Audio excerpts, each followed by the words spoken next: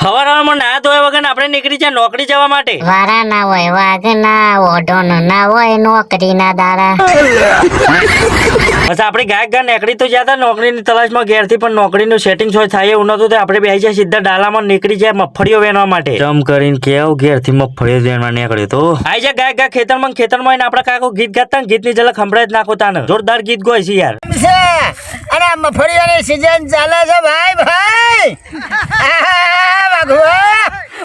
ઓઢો શું કન્ને બંને હોય તો કેજો મારા કલે જાઓ. અરે ખાઈને તો એવો પડે છે જોને પેલી બે તબેલામાં રોટતી હોય ને આપણને અલગ દ્રશ્ય જોવા મળે કે ઠેસરમાં મગફળીઓ ચોરી કરતો હતો.